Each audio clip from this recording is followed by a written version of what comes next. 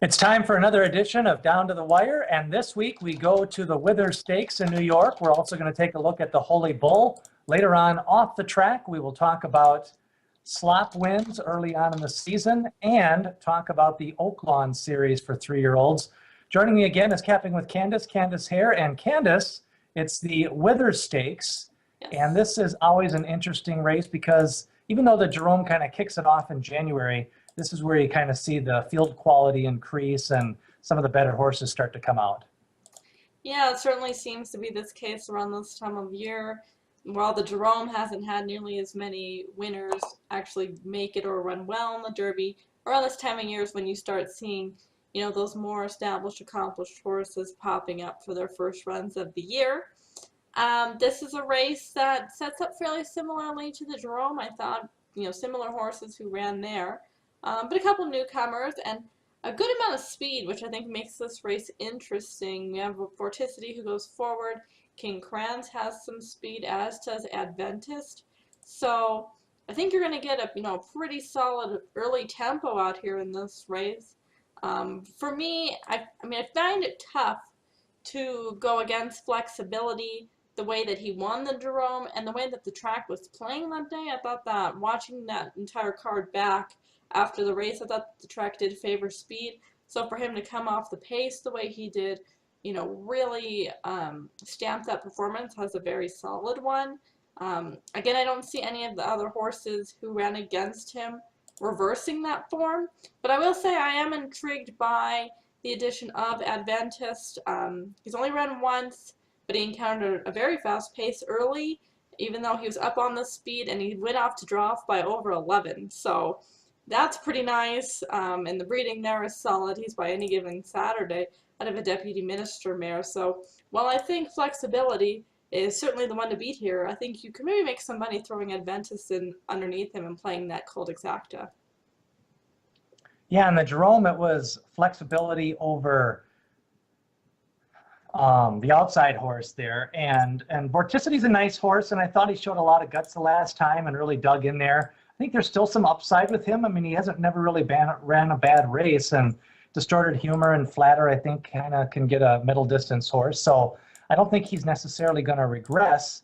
What's interesting is Donegal Moon stumbled in the Jerome, and I think some people may overlook him this time, but he doesn't need to be on the lead. I thought he set some pretty good fractions in the Remsen, and the track was really slow that day. So Donegal Moon could be interesting, just because I think some people sometimes people count they mark it down as a bad race when they throw their rider, and you really got to throw out the race. You really just got to erase it. Yeah, you definitely do. I mean, he basically didn't run a race, so I agree, you have to scratch that. Again, I find it difficult though to have him reverse form with Flexibility, considering how they faced each other in the Remsen and how that shaped out. But he has a horse here with an underneath chance. But again, another one with speed. I mean, this might be a race that just epically collapses. Flexibility was very impressive the last time. A lot of times people say, oh, all he has to do is rate. I thought that was one of the more better rides in the last 4 or 5 months I've seen by Irad Ortiz. When you watch that replay, right around the 8-second mark, he looks to his outside and he sees those 3 horses on the lead, and he immediately pulls back the reins. And I know you're going to say, well, obviously that's what anybody would do. Well, not every horse can do it. So that just impressed me that Flexibility did it. I mean, everybody, yeah. I mean, I'm not saying other jockeys wouldn't have done it. I'm just saying the fact that the horse was able to do it and then just really motored right on by him was especially a horse this young too. A lot of times they don't have that experience or that mentality to be able to do that. So I'm going with Flexibility. My straight exacta is going to play Donegal Moon, thinking Adventist may get into a speed duel with Vorticity. The one thing you noted with Adventist, he is a half-brother to Isn't He Clever? That's the Pride of Sunland that faced old wine drinker who about 22 times in his career. So he's won $1 million though, and he has won some route races. I mean, but early on in his career, he was a sprinter. The one thing I should say about Adventist, that 11-length win was a little bit deceptive just because the pace setter completely collapsed in that race. So it was kind of a tricky read on him, although he does look fast. I he may be the speed of the speed, and in that case, he may be kind of dangerous. I do kind of find it interesting they're doing those long, slow works. Yeah. Like they know he's got the speed, and they're just trying to steal a win here, maybe early on in the series. But she kind of works them like that too. Remember, we lived this already with Noble Moon. He was working 5 miles a day, moonwalking backwards. So Yeah. maybe that's a little bit her style. So yeah, no, I think that's what she does. She does seem Leah Giormani. She seems to like that aqueduct dinner, and but she can get some nice horses. I think she's actually a pretty savvy trainer, and she's had a lot of these horses where she buys for. Again, I love that. She buys them for 110, 120,000, 80,000, and they win two, three, $400,000. So I'm going with flexibility. I do think it's going to be a little. I think Verticity is pretty solid. I think Adventist adds, and then like I say, King Kranz. Ultimately, he's going to be a sprinter, but I just like the fact that they paid 95,000 for this horse, and he's already made 150, and he's going to make some money in this group. Absolutely, and I mean, I don't know what you think, but I think while all the eyes are on the race we'll talk about next, the Holy Bull, I think from top to bottom, this is actually a more solid group. There might not be the standout, but from top to bottom, I think this one's pretty solid.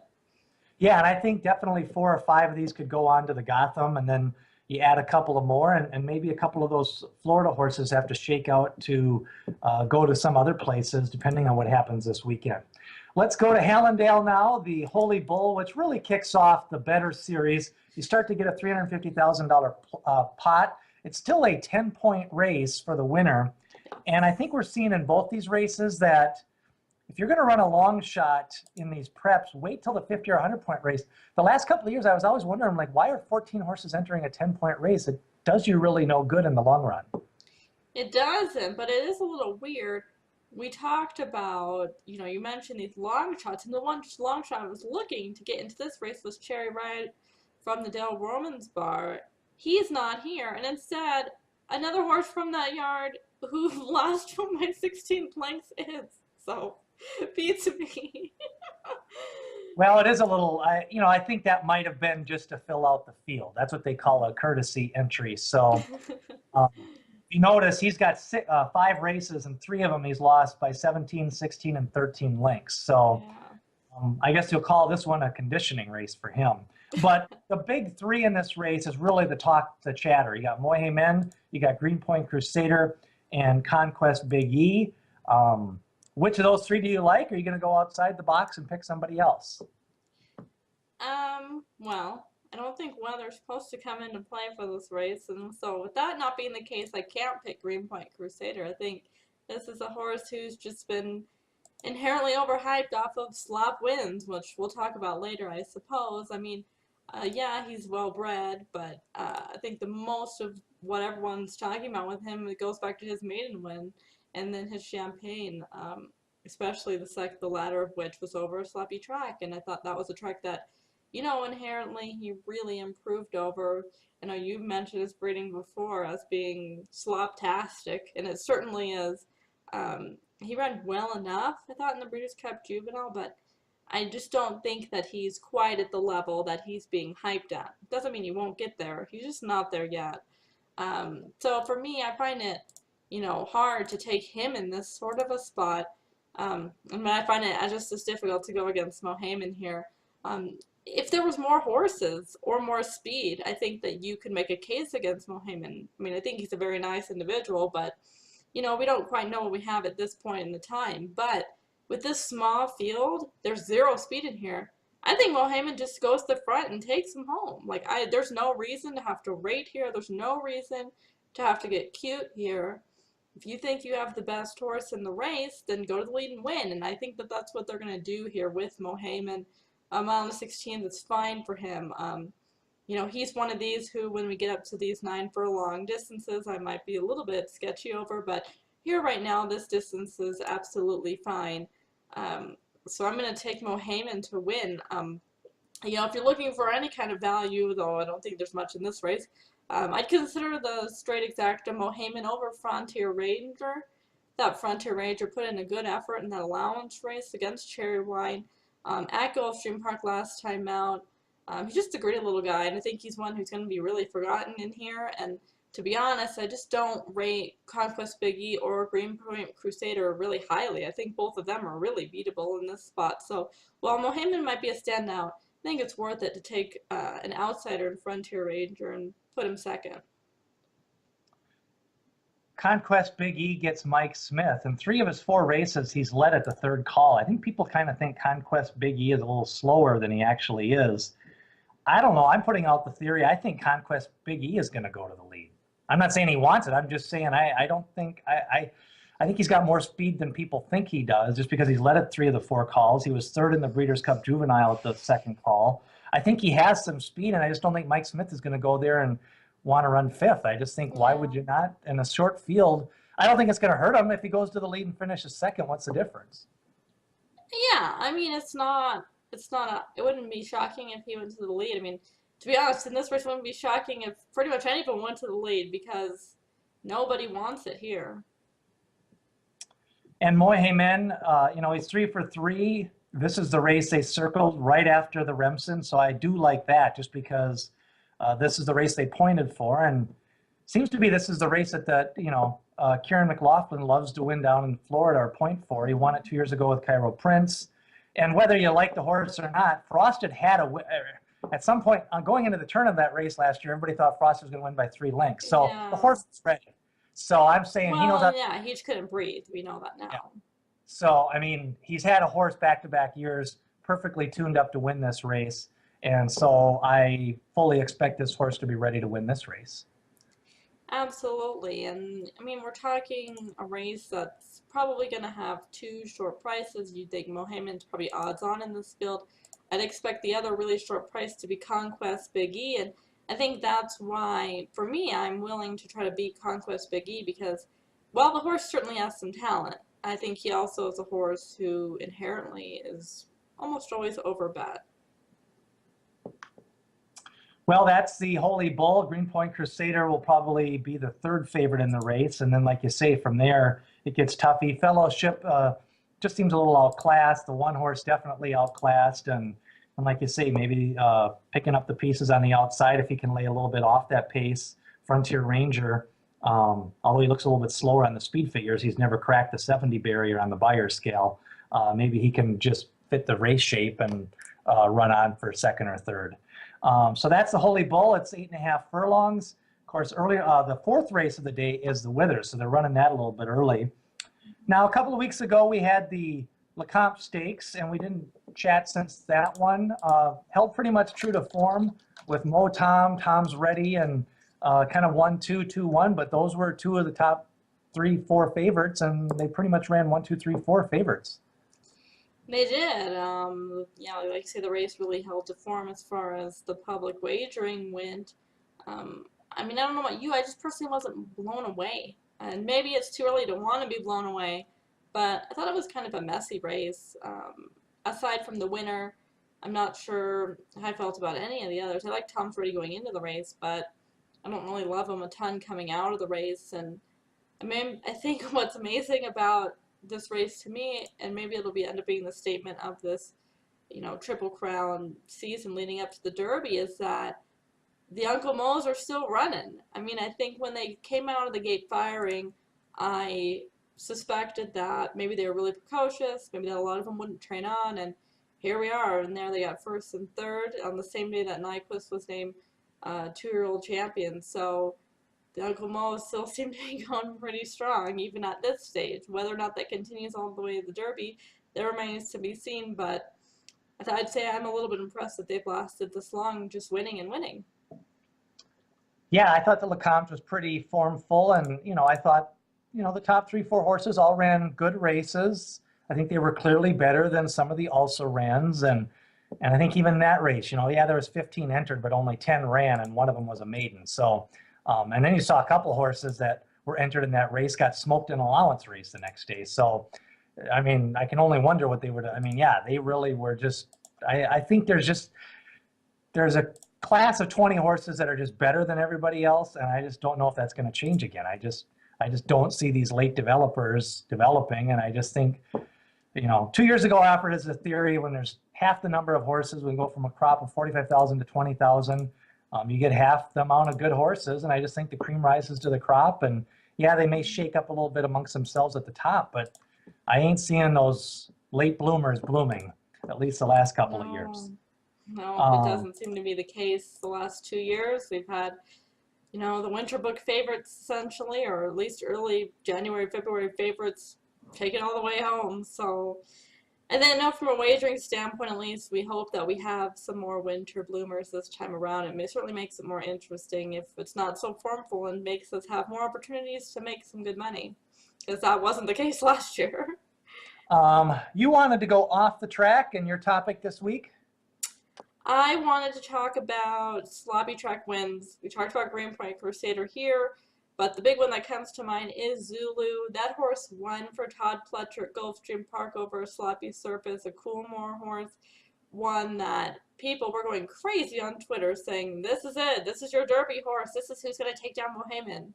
And I couldn't even believe it. I mean, this was a horse that when you look through his pedigree, all I saw was, sloppy track influences.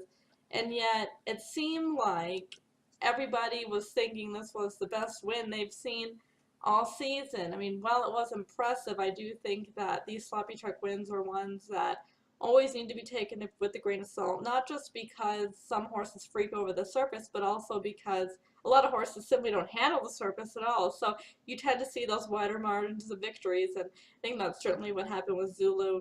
Yeah, he went over a dry track in his maiden, but he's a horse who I definitely want to see back it up over a dry track against better company now before I take him seriously. I said similar about Arrow Force, another horse who's gotten a lot of play, and he's a horse who I genuinely really liked. I bet him in the Breeders' Cup Juvenile Turf. I like him as a horse, but again, a lot of times, horses like him, turf horses, do very well over the slop. So I can't take him seriously as a dirt horse until I see it on the dry. I mean, I don't know how you feel about any of these horses, but it's hard for me to take a horse who wins over the slop and say, that's it, that's your Derby winner. Well, what's interesting is that 3 of the 5 major stakes races so far have been held on sloppy tracks. The Champagne was a sloppy track, Greenpoint Crusader. Arrow Force won the Kentucky Jockey Gold Cup, and then the Keeneland Futurity was won by Brody's Cause in the slop. Mm-hmm. So, and then as much as Conquest Big E is being talked about, he has 4 lifetime races, he has 2 wins, and both wins were in the slop. So again, and then you have Zulu, and then you have a couple of other horses, and so I do think that it's hard to tell with any of those horses. I mean, I'm not just bringing up Zulu, I'm bringing up Conquest Big E until we see him win on a fast track. I mean, Greenpoint Crusader had a win on a fast track as well, but his big win was on the slop. And then, like you say, Arrow Force, his big win was, on the slop, although he had a couple of nice turf wins. So it's like Brody's Cause, we've kind of seen it a little bit already. I mean, he was one that on that day I was saying that horse just loves the slop. I'd never play him back in the Breeders' Cup Juvenile. And I was saying that at the same time, the horse I really liked in there was Exaggerator. And he's already come back to run well again over a dry track. Not to say he completely didn't handle the surface there at Keeneland, but again, he was just beat by a horse who just thrived over that surface. So overall, you're going to kind of take a wait and see attitude, or do you think, I think sometimes the slot wins can actually be negative. I mean, yes. Again, there's no real rules, but it seems like more often than not, it seems like those slot wins, they have 1 or 2 more races and they're kind of laid up. Like sometimes it just seems like it can be a negative. I think for me, more so what it is it's an easy way for me to justify a reverse of form. So if a horse finished second, say like an Exaggerator against Brody's Cause, if he finished second to him there, and you take the stance that Brody's Cause just loved the slop, had they raced against each other next time, well then I would say, you know what, I'm taking Exaggerator, because I can justify a reversal of form then. Maybe he just didn't like the surface as much as Brody's Cause did. So I think that's more what I would say with some of these horses, especially in these stakes races. If they finish second or third, even by a decent margin on the slop, I wouldn't be opposed as to expecting a reverse of form perhaps on a drier track, as long as you can justify it by, a few reasons. But I think so often in these, in these not jurisdictions, but regional zones where we have these Derby preps, when one horse wins the first prep in the region, so for us Florida will put the Holy Bull, then everybody thinks that nobody else who loses to them can beat them again. But if it's over a sloppy track, I think you have a lot more reason to say those, place getters or maybe a horse who just was tailed off, hated the surface, could actually run well and maybe beat the winner next time out. Now, the Smarty Jones was held a couple of weeks ago on a Monday. It was won by a 9-1 shot, Discreetness, who now has won back-to-back stakes wins.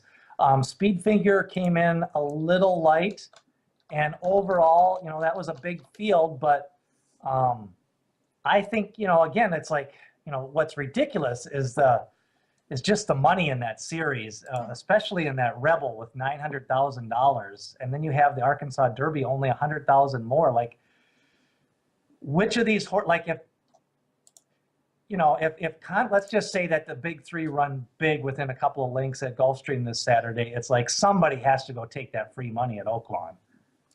You'd think so. I mean, I'm sure Baffer will send somebody else aside from Taves on Ice, because that didn't work out so well. But he always seems to have one or two in each of those races there. So maybe he'll send Dre Fong or one of those over there. But you'd have to think somebody from Florida will go over, especially knowing that Nyquist is coming that way. Yeah, I mean, that's where it's going to get tricky, as Nyquist is coming for the Florida Derby. So you're going to have, the Holy Bull horses. You're going to have the Fountain of Youth horses. The Fountain of Youth allowance horses, too. Yeah. And allowance horses from this Friday. So, yeah, you're going to have, that's what I'm saying, is I just think 2 or 3 of those horses can split. I mean, you don't even have to run in the Arkansas Derby. Just go there for the Rebel. Yeah. I mean, and then try the Spiral. Like, I think these trainers need to get more creative. I think this old thinking that you have to run in the Holy Bull, then you got to run in the Florida Derby. You have to, like, if they're going to give 900, you got to remember, I just don't think people realize one horse wins the Derby. The rest lose. I mean, well, and you can run top 3 in the Rebel, and you're still probably in the Derby. Yeah, and I just think, and we've seen second place in the Derby has nothing to do with talent. Yeah. In the last 4 years, we've seen 3 complete nags run second in the Derby. And so there's no correlation between running second in the Derby and winning one of these other, winning that Rebel at 900. I mean, I just think that purse is just too much. It's just bonkers. I think it's going to reward an inferior, weak horse, and their earnings just get all skewed. And like I say, that's only 100,000 less than the Arkansas Derby. And somebody's going to get creative and find a way to run it. Why not running that in the Spiral, running that in the Lexington? And I wonder, how these sorts of things affect the racing long term. I mean, I get that places want to have the prize money to lure horses to run over to their parts, but like you say, then results get skewed. You might have horses who aren't, if the horses don't come, then it's just so you're going to have horses who are inferior being rewarded with large amounts of money. We know how that works when it comes to stallions. So then now you have these, some $1 million earner or something who just ran at Oaklawn. I mean, I just think sometimes people don't really think of the long-term effects. I mean, the same thing can be said for the graded stakes system here in America. There's way too many. Go out and win a graded stakes if you're bred to be anything at all. And then, you have even so many horses who have serious issues, only race 3 or 4 times because of it.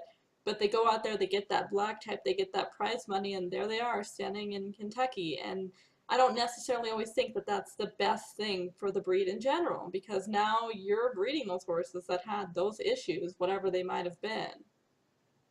Well, I think the Oaklawn, like I say, I think, now we're seeing some 6-7 horse fields in these 10-point races. People are wising up.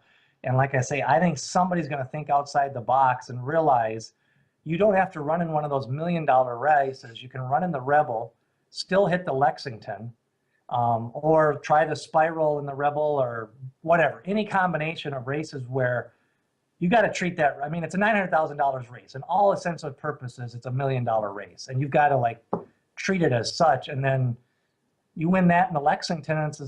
You're winning more money, and you win more money than if you were to win the Derby. I mean, it really is skewed, and somebody's going to take advantage of it. Absolutely. And, at some point, money trumps all. We see all these times, we celebrate $1 million earners, and Actually, so often we see that, and it's not even always the horses who are winning the big races, so who are making so much money. It's the horses who are, wise about their spots, and the trainers had them primed for spots where the big money was on the line. But again, you don't always see the big money lined up with the most prestigious races either. Well, this week I think is going to sort out Florida pretty good. You've got the key allowance race Friday at Florida. You've got the Swale Stakes. And there's a couple of horses in there that I don't think are totally designated as sprinters yet. They might just be talented horses in their second lifetime race. No, definitely. Run. And then, I think we've seen in the past some of those Kittens Joy's horses ended up going to the Spiral. And sometimes they go to the Lexington. And sometimes they go to the dirt after that race. So well, there's a couple horses from Canada down too that at least in the last couple years, Atfield's been sending them to Tampa, so we might see them run in Tampa too.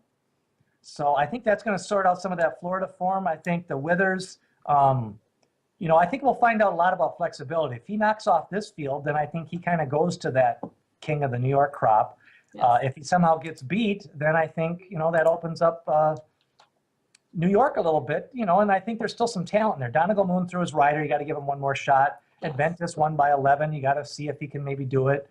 King Kranz has faced Moyhay Men and other good horses. So maybe, I think ultimately he's more of a miler, sprinter miler, but who's to say that the track won't be front running and get a little bit of rain on Saturday or something in New York, or it thaws out, it warms way up and you get kind of a funky surface on Saturday.